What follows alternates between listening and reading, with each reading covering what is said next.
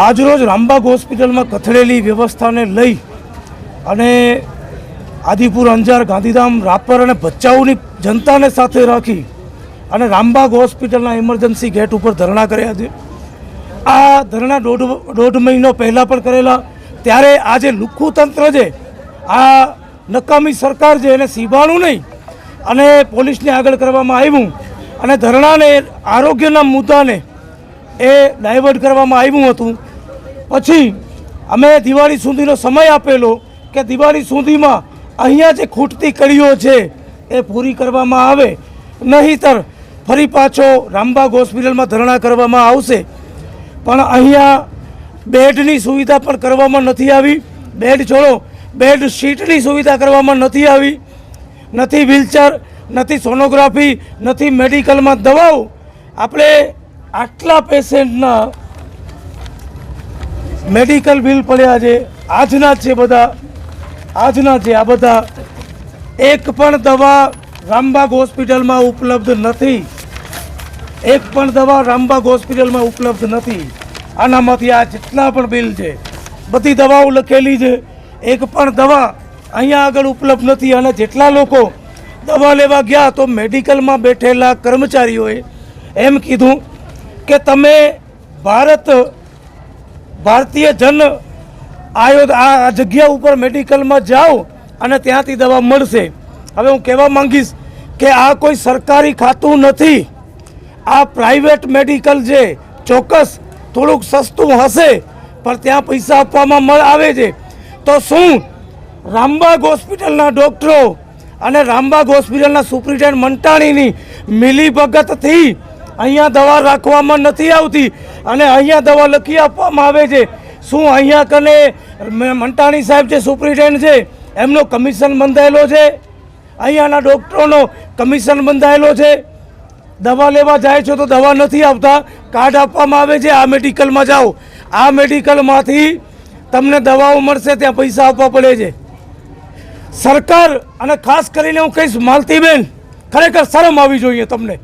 અહીંયા કને મોટી મોટી ઢીંગા આંકો છો, અહીંયા તમારી બહેનો હેરાન થાય છે, તમારી મહિલાઓ હેરાન થાય છે, આ ભાઈઓ હેરાન થાય છે. રામબાગ હોસ્પિટલ આવી બનાવી શું છે અહીંયા આગળ? અરે પાણીની સગવડ નથી મારી બેન, પાણીની સગવડ નથી. આ મેડિકલમાંથી દવાઓ નથી, પ્રાઇવેટમાં જાય છે. આવો મોટો મસ્ત મોટો ભ્રષ્ટાચાર ચાલે છે. અહીંયા બાજુમાં દારૂની બોટલો પડી છે. તમારા જે સુપ્રિન્ટેન્ડન્ટ છે મંટાણી, એ ગુંડા જેવા જવાબ આપે છે, લુખ્ખો માણસ છે, બદલી કરાવો એમની. અહીંયા કને એક ઓર્થોપેડિકમાં ડૉક્ટર નથી, કે જે 8 વાગ્યાથી ઓપરેશન ચાલુ છે.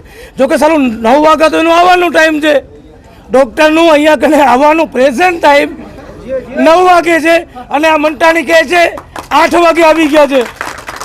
8 વાગ્યાથી ઓપરેશન ચાલુ છે. અરે શરમ કરો બેન, તમે ધારાસભ્ય છો અહીંના, થોડીક તો શરમ કરો.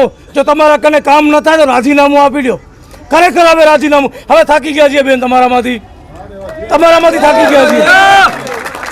આરોગ્યના મુદ્દા ઉપર અમે બીજો કોઈ મુદ્દા ઉપર રોડ ન બનાવો, રસ્તા ન બનાવો, ચાલશે.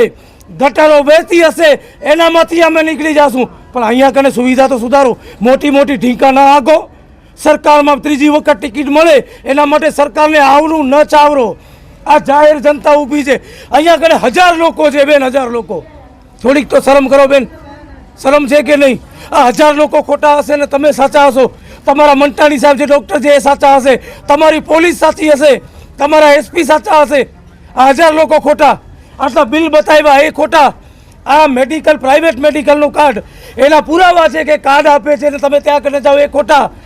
સફાઈની વ્યવસ્થા નથી, બેડશીટ નથી, ડૉક્ટરો જવાબ નથી આપતા, ડૉક્ટરો સમયસર હાજર નથી રહેતા. અહીંયા હોસ્પિટલમાં દારૂ પીવાય છે.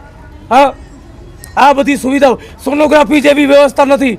એટલે કહેવામાં આવે તો અહીંયા કને કાંઈ નથી. મહેરબાની કરી જો સુવિધા થાય તો રામબાગ હોસ્પિટલની એક સરપ્રાઇઝ વિઝિટ બેન લ્યો અને મને કહેજો, હું તમારી સાથે આવીશ.